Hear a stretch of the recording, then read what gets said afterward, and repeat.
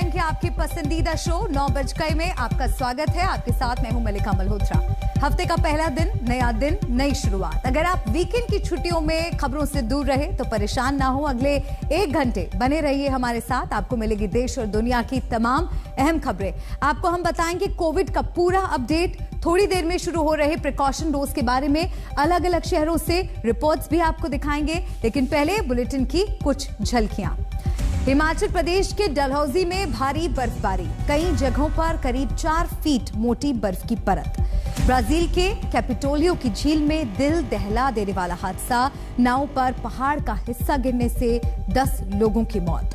Olympic में boxing में पदक जीतने वाली लवलीना बोरगोहेन का नया अवतार, नॉर्थ ईस्ट फेस्टिवल में असमिया साड़ी पहनकर किया रैंप वॉक। आधे घंटे बाद यानी सुबह 9:30 बजे 100 शहर 100 खबर।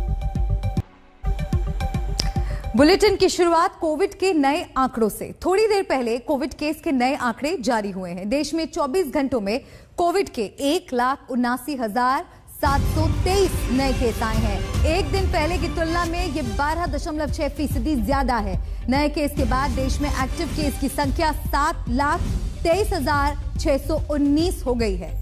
24 घंटे में कोविड के आंकड़ों में उछाल देखने को मिल रही है।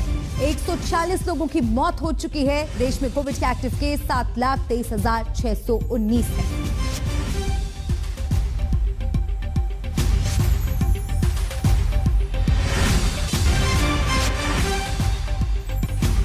कोरोना टीकाकरण की भी आज से शुरुआत हो रही है। नए चरण की शुरुआत हो रही है। जी हां, कोविड संक्रमण में उछाल के बाद आज से देश में प्रिकॉशन डोज शुरू होने वाले हैं। स्वास्थ्य कर्मियों, फ्रंटलाइन वर्कर्स और 60 साल से ज्यादा उम्र के लोग ही फिलहाल प्रिकॉशन डोज लगवा पाएंगे।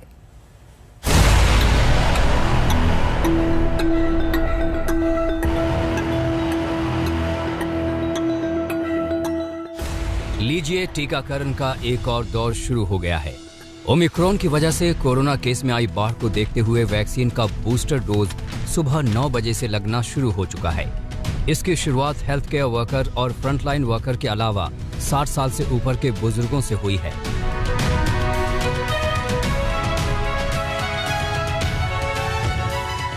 देश में करीब 1 करोड़ हेल्थ वर्कर्स और 2 करोड़ फ्रंटलाइन वर्कर्स हैं। इसके अलावा 60 साल से ऊपर के लोगों की संख्या लगभग 13 करोड़ है। इस हिसाब से देश में 16 करोड़ बूस्टर डोज की जरूरत होने वाली है।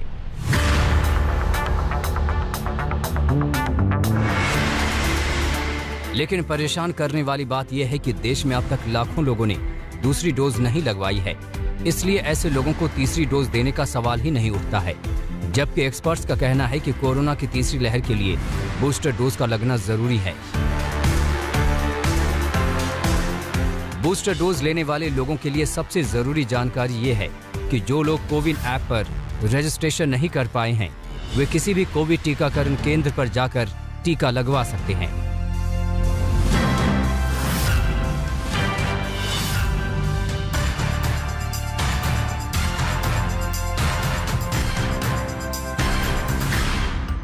ज्यादातर लोगों के मन में सवाल है कि क्या अपनी मर्जी की वैक्सीन का बूस्टर डोज लगवाया जा सकता है?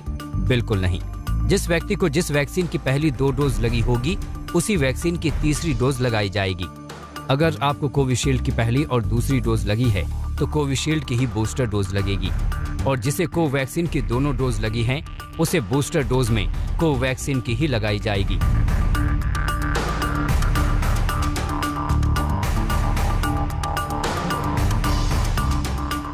हालांकि दुनिया भर के कई एक्सपर्ट का मानना है कि तीसरी डोज अलग वैक्सीन की होनी चाहिए। जैसे अगर पहली 2 डोज कोवैक्सीन की लगी है तो तीसरी डोज कोविशील्ड की लगनी चाहिए। इसी तरह अगर 2 डोज कोविशील्ड की लगी है तो तीसरी डोज कोवैक्सीन की लगे। लेकिन सरकार की ओर से अभी मिक्स वैक्सीन की बात नहीं कही गई है। आइडियली बूस्टर का मतलब होता है उसी इम्यूनिटी को बूस्ट करना, ठीक है, जो एग्जिस्टिंग है। तो जिस वैक्सीन से वही देनी चाहिए, क्योंकि हमें अभी सारे वैक्सीन का लॉन्ग टर्म इफेक्ट भी देखना है, अच्छे इफेक्ट भी, बुरे इफेक्ट भी। अगर हम मिक्स करते रहेंगे तो किसी की कोई जवाबदेही नहीं रहेगी अगर कोई बैड इफेक्ट आता है तो। उस लिहाज से भी, साइंस के लिहाज से भी जो है, अगर बूस्टर देना है तो जिनको जो वैक्सीन लगी है वही देना चाहिए, क्योंकि अभी तक जो एविडेंसेस है कि दोनों वैक्सीन सेफ है और इफेक्टिव है, बट लॉन्ग टर्म हमें सेफ्टी और एफिकेसी का नहीं पता, इसलिए उनको वही देना चाहिए। क्रॉस करने की जो है कोई जरूरत नहीं है, क्योंकि फिर जो है अकाउंटेबिलिटी खत्म हो जाती है और वह साइंस के लिए अच्छा नहीं है। असल में वैक्सीन की पहली डोज को प्राइमरी कहा जाता है। पहली डोज वायरस की पहचान कर उसके खिलाफ एंटीबॉडी बनाती है, लेकिन जो प्राइमरी डोज होती है और उससे जो एंटीबॉडी बनती है वो आगे भी मेंटेन रहे, इसके लिए दूसरी डोज दी जाती है। हालांकि कोरोना में इस्तेमाल हो रही अधिकतर वैक्सीन की इम्यूनिटी 6 से 8 महीने बाद कम होती पाई गई है, इसलिए इस इम्यूनिटी को बूस्ट करने के लिए तीसरी डोज यानी बूस्टर डोज दी जा रही है। हालांकि पीएम मोदी ने बूस्टर डोज को प्रिकॉशन डोज कहा है। 8 वर्ष से ऊपर की आयु के कोमॉर्बिडिटी वाले नागरिकों को उनके डॉक्टर की सलाह पर वैक्सीन की प्रिकॉशन डोज का विकल्प उनके लिए उपलब्ध होगा। प्रिकॉशन की दृष्टि से सरकार ने निर्णय लिया है कि हेल्थ केयर और फ्रंटलाइन वर्कर्स को वैक्सीन की प्रिकॉशन डोज भी प्रारंभ की जाए। कई बुजुर्गों के मन में सवाल भी है कि क्या बूस्टर डोज लगवाना अनिवार्य है। दुनिया भर के वैज्ञानिक ये साफ कर चुके हैं कि इम्यूनिटी को बढ़ाने के लिए बूस्टर डोज जरूरी है। कोरोना के खिलाफ वैक्सीन से बनी इम्यूनिटी कुछ महीनों बाद कम होने लगती है। ऐसे में वैक्सीन की बूस्टर डोज जरूरी है। इसके अलावा कोरोना के नए ओमिक्रॉन वेरिएंट ने इसकी जरूरत और बढ़ा दी है, क्योंकि नया वेरिएंट वैक्सीन ले चुके लोगों को भी शिकार बना रहा है और इससे सबसे ज्यादा खतरा बुजुर्गों और हेल्थ केयर और फ्रंटलाइन वर्कर्स को है। इसलिए तीसरी डोज लगाई जा रही है। आज तक ब्यूरो। बूस्टर या प्रिकॉशन डोज की जरूरत और इस्तेमाल से जुड़ी ये रिपोर्ट आपने देखी, लेकिन अब लोगों तक इसे कैसे पहुंचाया जाएगा, क्या रोड मैप है, किस तरह की तैयारियां हैं, उनके लिए सीधा रुख करूंगी मैं मेरे तमाम सहयोगियों का जो अलग अलग जगहों से मेरे साथ जुड़े हैं। सुनील जी भट्ट जम्मू से, गोपी गांगर अहमदाबाद से, कुमार कुणाल गाजियाबाद से, तेजश्री नोएडा से, दिल्ली से मिलन शर्मा भी मेरे साथ जुड़ेंगी, प्रेमा राजाराम कोलकाता से हैं, पारस दामा मुंबई से। सबसे पहले कुमार आपके पास आते हुए, उत्तर प्रदेश में भी लगातार संक्रमण बहुत तेजी से बढ़ रहा है और नोएडा और गाजियाबाद से सबसे ज्यादा मामले सामने आ रहे हैं। गाजियाबाद की अगर बात करें तो धारा 144 लागू करने जैसे कड़े कदम उठाए जा रहे हैं, उसके बावजूद स्थिति इतनी खराब क्यों होती दिख रही है? देखिए, दोहरी चिंता है। ये तो आपने बताया ही कि कई मामले आ रहे हैं और लगातार तमाम प्रिकॉशंस के बावजूद और अलग अलग जो रोक लगाए गए हैं, नाइट कर्फ्यू लगाई गई है, उसके बावजूद मामले आ रहे हैं। लेकिन जो बड़ी बात यह है कि चुनाव भी आने वाले हैं और 15 तारीख तक हालांकि चुनाव प्रचार पर रोक लगाई गई है, लेकिन उसके बाद सबसे पहला जो चरण है वो गाजियाबाद, नोएडा, एनसीआर और पश्चिमी उत्तर प्रदेश में ही होना है और इस वजह से ये चिंता और है। और इसीलिए जो प्रिकॉशन डोज की अहमियत है वो उत्तर प्रदेश और खास तौर पर इस इलाके में जहां पर पहले चरण का चुनाव होना है वहां पर काफी अहम हो जाती है, क्योंकि जब वोटर वोट देने आएंगे तो कहीं वो मुश्किल में ना रहे, इसकी भी व्यवस्था करनी होगी। और चुनाव आयोग ने भी जब प्रेस कॉन्फ्रेंस की थी तो साफ तौर पर कहा था कि जो प्राथमिकता है वो चुनावी राज्य है, वहां पर ज्यादा से ज्यादा वैक्सीनेशन हो, ये उनकी प्राथमिकता पर रहेगा। तो ये जो चुनौती है, एक तरफ तो लगातार बढ़ते मामले और दूसरी तरफ चुनाव का आयोजन, चुनाव प्रचार किस तरीके से होगा और वोटिंग किस तरीके से होगी, उसको लेकर चिंता। तो ये बड़ी बात है। साथ लगा जो दिल्ली है वहां पर भी बहुत ज्यादा मामले बढ़ रहे हैं। तो ये जो दिल्ली एनसीआर का इलाका है वो सरकारों के लिए चुनौती, चाहे वो दिल्ली सरकार हो, उत्तर प्रदेश सरकार हो या फिर हरियाणा का जो लगता हुआ इलाका है, हर जगह वैक्सीनेशन को लेकर क्या तैयारियां आपको नजर आ रही हैं वहां पर कुणाल? देखिए, मैं वैक्सीनेशन को देखकर बताता हूं। यहां पर ये वैक्सीनेशन सेंटर पर हम इस वक्त खड़े हैं, लेकिन अभी तक यहां पर कोई भी वैक्सीनेशन के लिए कोई अधिकारी, कोई कर्मचारी दिख नहीं रहा है। 10 बजे से यहां पर वैक्सीनेशन की शुरुआत होनी है। यह कहा गया है कि जो तमाम लोग हैं उनके पास फोन जाएगा जिनको भी ये एहतियातन डोज लगाना है, बूस्टर डोज कहें या प्रिकॉशन डोज कहें, वो लगाना है, उसको लेकर के हर किसी के पास फोन जा रहा है जिसकी भी 9 महीने पहले टीकाकरण हो चुका है, दोहरा टीकाकरण, उनको आज टीका लगने के लिए फोन जाएगा। लेकिन यहां पर अभी तक दरवाजे आपको मैंने दिखाए बंद नजर आ रहे हैं। और जो मुश्किल यही है कि क्या लोग आएंगे, क्योंकि आज पहला दिन है, किस तरीके से लोगों को फोन किया गया है। तो ये भी बात हमें समझनी पड़ेगी कि अगर इसको लेकर के हम बहुत युद्ध स्तर पर कार्रवाई ना करें तो फिर मुश्किल आने वाले दिनों में और बढ़ सकती है। बिल्कुल मुश्किल आने वाले दिनों में और बढ़ सकती है। तेजश्री, आपके पास आ रही हूं। नोएडा में आप इस वक्त मौजूद हैं और नोएडा में भी आंकड़े लगातार डरा रहे हैं। 24 घंटे में 1100 के करीब मामले सामने आए हैं। वहां पर आप किस तरह की तैयारियां देख रही हैं वैक्सीनेशन से जुड़ी हुई? जी बिल्कुल, देखिए मल्लिका, उत्तर प्रदेश की हम बात करें और खासकर नोएडा की बात करें तो नोएडा में वैक्सीनेशन की रफ्तार, चाहे वो बच्चों का वैक्सीनेशन हो या फिर पहले और दूसरे डोज का वैक्सीनेशन हो, वैक्सीनेशन की जो रफ्तार है वो काफ़ी तेज़ रही है। इसलिए नोएडा के जिस अस्पताल में इस वक्त हम मौजूद हैं वहाँ पर सुबह से ही जो हेल्थ केयर वर्कर्स हैं और साथ ही साथ जो सीनियर सिटीजन्स हैं उनके लिए जो प्रिकॉशनरी डोज है, जो बूस्टर डोज है, उसकी तैयारियाँ तो क्या यहाँ पर आप देखिए ये बूस्टर डोज लगना भी यहाँ पर शुरू हो चुके हैं। यहाँ पर तमाम हेल्थ वर्कर्स इस वक्त मौजूद हैं। अब हम आपको प्रक्रिया बताएंगे कि किस तरह से बूस्टर डोज इनको लगाया जाएगा। तो देखिए इन सारे हेल्थ वर्कर्स को या जितने भी सीनियर सिटीजन्स यहाँ पर प्रिकॉशनरी डोज लगवाने आने वाले हैं, सबसे पहले उनका यहाँ पर वाइटल चेकअप किया जाएगा। वाइटल चेकअप आप देख सकते हैं कि इस वक्त भी किया जा रहा है। उनका ब्लड प्रेशर लिया जाएगा, उनका हाइट देखी जाएगी, उनका वेट देखा जाएगा। उसके बाद उनसे एक सेल्फ डिक्लेरेशन फॉर्म आप देख सकते हैं, सेल्फ डिक्लेरेशन फॉर्म साइन करवाया जाएगा। तमाम तरह के इसमें सवाल पूछे गए हैं कि आपको किसी तरह की कोई बीमारी तो नहीं है, कि आपको कोविड तो नहीं हुआ था पिछले 10 दिनों में। इस तरह के सवाल इन हेल्थ वर्कर्स से पूछे जाएंगे।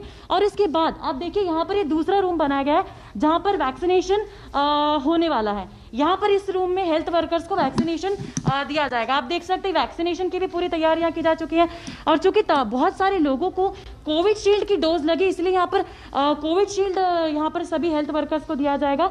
मल्लिका, हम कुछ हेल्थ वर्कर्स से भी बात करने की कोशिश करेंगे और जानेंगे कि उनके लिए आज कितना बड़ा दिन है, क्योंकि हमने देखा कि पहले और दूसरी वेव में जो हेल्थ वर्कर्स थे उन्होंने दिन रात किस तरह से हमारे लिए मेहनत की, अपनी जान जोखिम में डालकर हमारी जान बचाने का काम किया। और चूंकि ओमिक्रॉन सबसे ज्यादा कंटेजियस है, ऐसे में हेल्थ वर्कर्स का क्या मानना है, कैसा महसूस कर रही हैं आज आप कि आपको आज बूस्टर डोज लगेगा और आज आप और भी ज्यादा सेफ हो जाएंगी?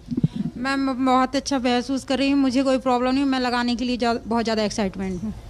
सर, आपको कैसा लग रहा है कि आप ओमिक्रॉन आ रहा है, तीसरी लहर आ चुकी है और आज आपको ये प्रिकॉशनरी डोज लगने वाला है? बहुत ही बढ़िया लग रहा है।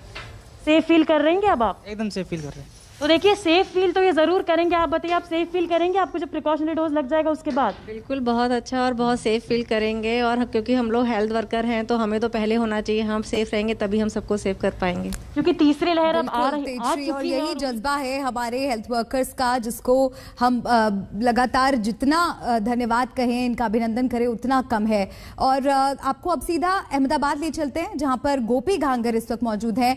गोपी, संक्रमण की जो रफ्तार है गुजरात में भी काफी तेजी से मामले बढ़ रहे हैं। 6000 पार मामले हम देख रहे हैं कि आए हैं। अब ऐसे में लोगों को उम्मीद है कि बूस्टर डोज या कहें प्रिकॉशन डोज से उनको काफी मदद मिलेगी कोरोना से जंग लड़ने में। तो वहां पर किस तरह की तैयारियां आप देख पा रही हैं? बिल्कुल मल्लिका, आपको बता दूं कि गुजरात में अगर बात की जाए तो गुजरात में कुल मिला के 4,73,000 जितने फ्रंट लाइन जो हेल्थ वर्कर्स है वो है और टोटल मिला के 6,95,000 जितने जो वर्कर्स है यानी फ्रंट लाइन वर्कर्स है। तो कुल मिला के 6,73,000 जितने फ्रंट लाइन हेल्थ वर्कर्स को मिलाकर है। और यहाँ पे बूस्टर डोज की अगर बात की जाए तो सारी तैयारियां अहमदाबाद के सिविल अस्पताल में ये सारी तैयारियां यहाँ पे हो चुकी है। और यहाँ पे आप देख सकते हैं 10:30 बजे से जो हेल्थ वर्कर्स है वो यहाँ पे पहुंचना शुरू हो जाएंगे और यहीं पे उनका रजिस्ट्रेशन होगा और यहीं पे उनको ये जो प्रिकॉशनरी डोज है वो लगाया जाएगा। क्योंकि ये थर्ड वेव है, थर्ड वेव के अंदर लगातार जिस तरीके से मामले बढ़ रहे हैं तो वैसे में फ्रंटलाइन हेल्थ वर्कर से ही बात करते हैं। ये बताइए, आज तीसरा बूस्टर डोज आप लोगों को मिलेगा, क्या कहना है, कितना सेफ महसूस करेंगे? हमको 2 डोज लग गए, आज बूस्टर मिलेगा तो हमें लगेगा कि अच्छा है, बूस्टर लेंगे तो प्रिकॉशन भी अच्छा रहेगा। और कहीं ना कहीं जो थर्ड वेव की बात है, ओमिक्रॉन की बात है, तो वैसे में आप लोग क्या एक्स्ट्रा प्रिकॉशंस भी लेते हैं? हम मास्क कंपलसरी पहनते हैं और जो भी आता है वैक्सीन लेने के लिए यहाँ पे उसको पहनाते भी है, सैनिटाइजर करते हैं और हैंड वॉश करने को सबको बोलते हैं।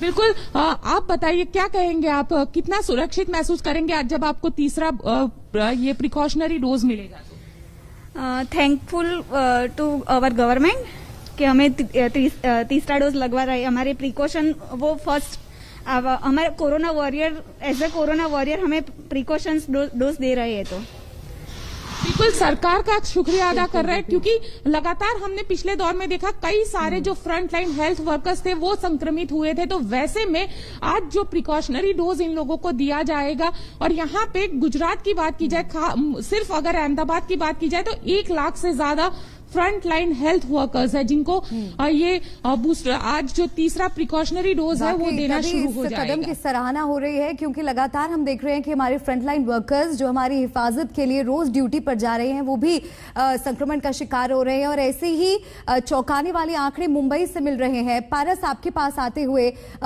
लगातार हम देख रहे हैं कुछ दिनों में मुंबई महाराष्ट्र के अलग अलग अस्पतालों से डॉक्टर्स के संक्रमित होने की खबर मिल रही है। ऐसे में अगर उन्हें ये प्रिकॉशन डोज मिलता है तो बहुत बड़ी एक राहत की खबर। किस तरह की तैयारियां आप वहां पर देख रहे हैं?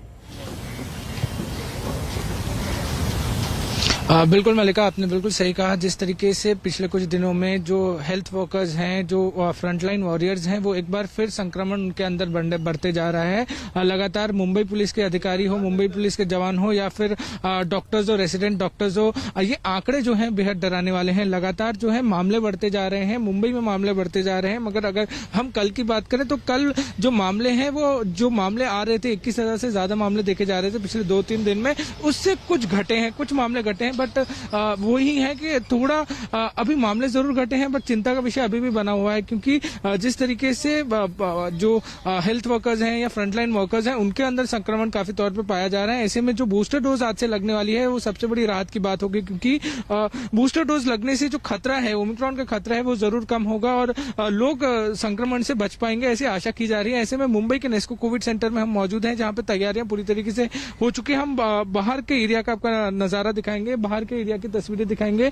पूरी तरीके से एकदम प्रिपरेशन यहाँ की गई है। यहाँ पे अलग अलग सेक्शंस बनाए गए हैं। जो ऑफलाइन आएंगे उनके लिए, जो 60 प्लस के लोग हैं उनके लिए एक अलग सेक्शन बनाया गया है। जो 60 प्लस के ऑफलाइन आएंगे, जो वॉक इन आएंगे, उनके लिए एक अलग सेक्शन बनाया गया है। साथ ही साथ जो हेल्थ वर्कर्स हैं उनके लिए अलग सेक्शन बनाया गया है। सबको कतारों में अंदर लिया जाएगा, सोशल डिस्टेंसिंग फॉलो की जाएगी, सारी चीजें अच्छे से फॉलो की जाएगी। फिर बूस्टर डोज जो है वो प्रोसेस पूरा शुरू होगा। तकरीबन 9:30 बजे का जो समय है वो निर्धारित किया गया है। मलिका, पूरे लोगों को अंदर भेजा जा रहा है। धीरे धीरे जो प्रोसेस है वो अभी शुरू किया जा रहा है। और सबसे महत्वपूर्ण बात यह है कि एलिजिबिलिटी, कौन एलिजिबल होगा। पहले हेल्थ वर्कर्स एलिजिबल होंगे बूस्टर डोज के लिए, दूसरे 60 प्लस वाले लोग एलिजिबल होंगे, और वो लोग एलिजिबल हैं जिन्होंने दूसरी डोज लगा ली है और उनके 90 ज्यादा हो गए हैं, उनको ही अलाउड किया जाएगा, उनको ही ये जो है वो लगाया जाएगा। ये 9 महीने होना बहुत ज्यादा जरूरी है। कोलकाता से जुड़ी हुई हैं, उनसे भी वहां का हाल जान लेते हैं, क्योंकि प्रेमा, अगर हम पश्चिम बंगाल की बात करें तो पश्चिम बंगाल में पॉजिटिविटी रेट भी देश में सबसे ज्यादा देखने को मिल रहा है। केसेस भी बहुत तेजी से बढ़ रहे हैं और पश्चिम बंगाल में भी हम देख रहे हैं, कोलकाता में करीब 24 घंटे में 100 डॉक्टर्स संक्रमित हुए हैं। ऐसे में वहां पर भी वैक्सीनेशन पर जोर देने की जरूरत है। किस तरह की तैयारियां आप देख रही हैं कोलकाता में? जी मलिका, यहाँ पे हम देख पा रहे हैं कि कई प्राइवेट सेंटर्स और जो कोलकाता म्युनिसिपल कॉर्पोरेशन के अंडर जो वार्ड्स है, जो प्राइवेट या प्राइमरी हेल्थ केयर सेंटर्स है, वहाँ पे लोग जा सकते हैं अपने बूस्टर डोज लेने के लिए। लेकिन जो जाना जा रहा है कि लोगों को कोविन वेबसाइट के माध्यम से रजिस्टर करना होगा, उसके बाद ही लोग बूस्टर डोज ले सकेंगे। लेकिन मुख्यमंत्री ममता बनर्जी का कहना है कि अब तक 40% जनता दूसरे डोज वैक्सीन के लिए नहीं गए हैं और ये काफी एक चुनौती है, क्योंकि लोगों को पहले अपना सेकंड डोज लेना है, उसके बाद ही वो बूस्टर डोज ले पाएंगे। और अभी जो जाना जा रहा है कि लोग जानकारी लेने की कोशिश करें कि कहाँ वो अपना बूस्टर डोज ले सकते हैं, क्योंकि जिन्होंने कोवैक्सीन या स्पुतनिक या कोविशील्ड लिया है उनको वही डोज लेना है।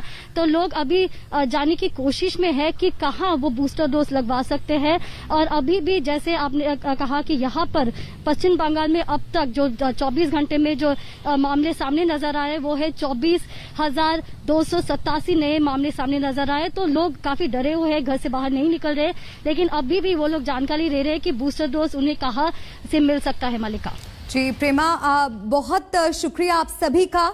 और ये हमारी रिपोर्टर्स की टीम है जो इतनी मुश्किल परिस्थितियों में भी लगातार ग्राउंड जीरो से रिपोर्टिंग कर रहे हैं और ताजा अपडेट्स और जानकारियां तस्वीरों के साथ लगातार आप तक पहुंचा रहे हैं। तो देश भर में किस तरह से तैयारियां हो रही हैं बूस्टर डोज जरूरतमंदों तक पहुंचाने की, वो मेरे सहयोगी ने आपको बताया। अलग अलग राज्यों में किस तरह की तैयारियां हैं। और अब बात कोरोना के मामलों की जो तेजी से बढ़ रहे हैं। आइए आपको जल्दी जल्दी उन राज्यों का आंकड़ा दिखाते हैं जहां कल कोविड के सबसे ज्यादा नए केस आए हैं। अगर महाराष्ट्र की बात की जाए तो 44,388 केसेस आ चुके हैं, जिसके साथ महाराष्ट्र सबसे ऊपर है। आइए ग्राफिक्स पे भी नजर डालिए। राज्यों का कोविड अपडेट क्या है। जम्मू कश्मीर में 687 नए मामले सामने आ चुके हैं। राजस्थान में 5,660 केसेस सामने आ चुके हैं। गुजरात की अगर बात करें तो 6,275 मामले गुजरात में सामने आए हैं। महाराष्ट्र में देखिए बेहद डरावना यह आंकड़ा 44,388 पर यह संख्या पहुंच चुकी है। केरल में 6,238 मामले, कर्नाटक में भी 12,000 मामले सामने आ चुके हैं। मध्य प्रदेश में 2,039।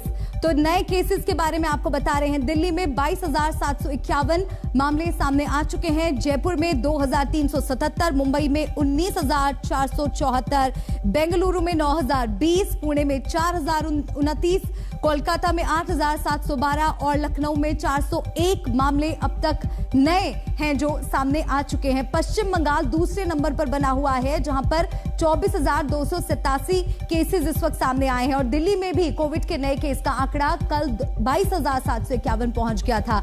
और अब आपको दिखाते हैं संक्रमण दर कितना हो चुका है। 23.53%। सक्रिय मरीज 60,733। 16 मई 2021 के बाद ये सबसे ज्यादा नंबर है। दिल्ली के 300 से ज्यादा पुलिस वालों को भी कोरोना हो चुका है। तो लगातार हमारे जो फ्रंटलाइन वर्कर्स हैं वो भी खतरे में है। सुप्रीम कोर्ट के 150 स्टाफ कोविड पॉजिटिव हुए थे। इससे जुड़ी जानकारी भी हमने आपको कल दी थी।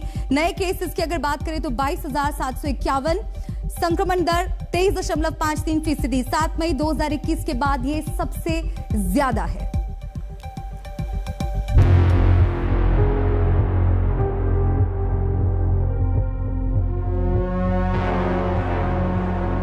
हम लॉकडाउन नहीं लगाना चाहते। फिलहाल लॉकडाउन लगाने की कोई हमारी मंशा नहीं है, ताकि लोगों के रोजी रोटी चलती रहे, लोगों के रोजगार चलते रहें। कोरोना ने दिल्ली को एक बार फिर बुरी तरह झकझोरा है। दिल्ली में संक्रमण सीमाएं तोड़ रहा है। पुराने आंकड़े ध्वस्त हो रहे हैं। नए मामलों की बारिश आ गई है। 24 घंटे का हाल देखिए। 22,751 नए मामले, 17 लोगों की मौत। संक्रमण दर 23.53%। ये आंकड़े डराने वाले हैं, चिंता पैदा करने वाले हैं।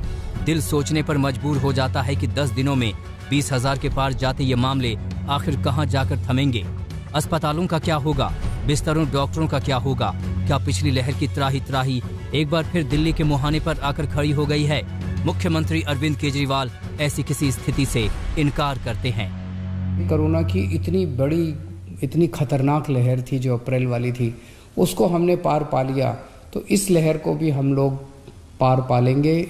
चिंता करने की ज़रूरत नहीं है, लेकिन जिम्मेदारी के साथ काम करने की ज़रूरत है। और जिन जिन लोगों ने वैक्सीन नहीं लगवाया, प्लीज़ जाके वैक्सीन ज़रूर लगवा लीजिए। वैक्सीन लगाने से मतलब ये नहीं है कि कोरोना नहीं होगा, लेकिन कोरोना अगर हुआ तो आपको कम माइल्ड कोरोना होगा, आपकी जान को खतरा नहीं होगा, आपको अस्पताल हो सकता है जाने की ज़रूरत ना पड़े।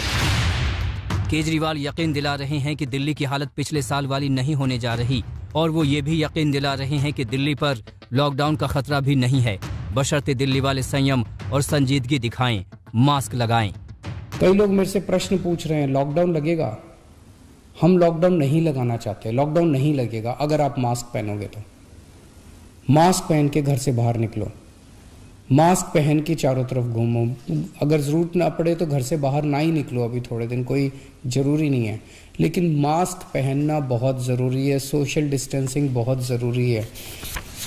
हम लॉकडाउन नहीं लगाना चाहते। फिलहाल लॉकडाउन लगाने की कोई हमारी मंशा नहीं है, और हम चाहते हैं कि जल्दी से जल्दी ये वेव ख़त्म हो।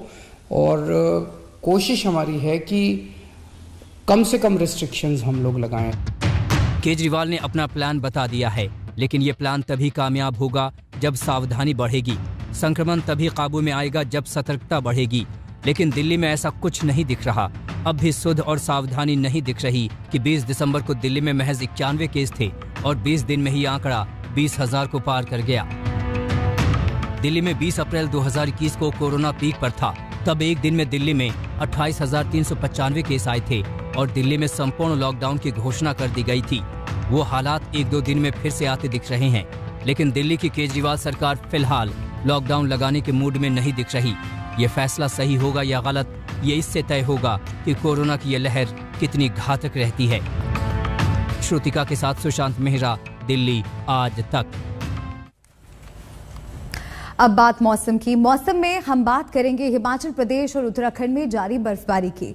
तस्वीरों को देखकर लगता है मानो हिमयुग आ गया हो। देखिए हिमाचल प्रदेश के चंबा और उत्तराखंड के उत्तरकाशी जिले का हाल।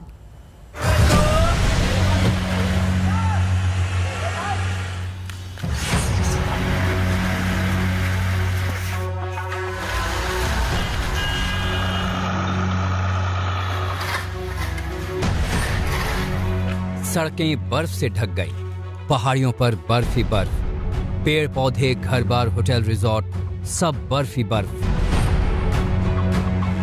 हिमाचल प्रदेश में इन दिनों जबरदस्त बर्फबारी हो रही है।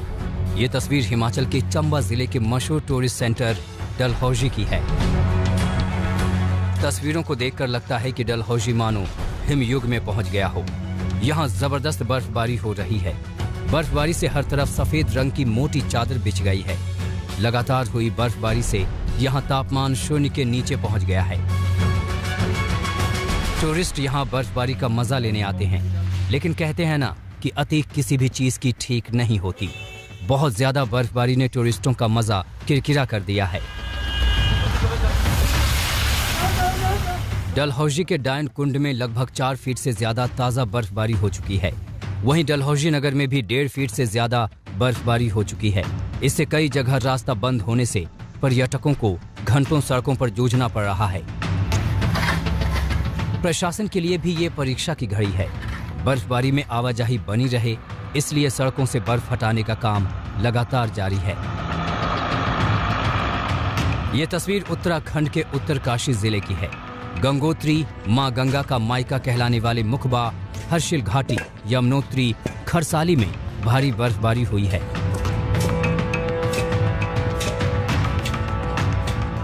बर्फबारी से यमुनोत्री राष्ट्रीय राजमार्ग राड़ी टॉप और गंगोत्री राष्ट्रीय राजमार्ग सुखी टॉप से आगे बंद हो गया है। बर्फबारी से भारत चीन सीमा नीलांग मोटर मार्ग पिछले 5 दिनों से बंद है। तस्वीरों में साफ देखा जा सकता है कि बीआरओ की मशीनरी किस तरह से बर्फ हटाने के काम में जुटी है।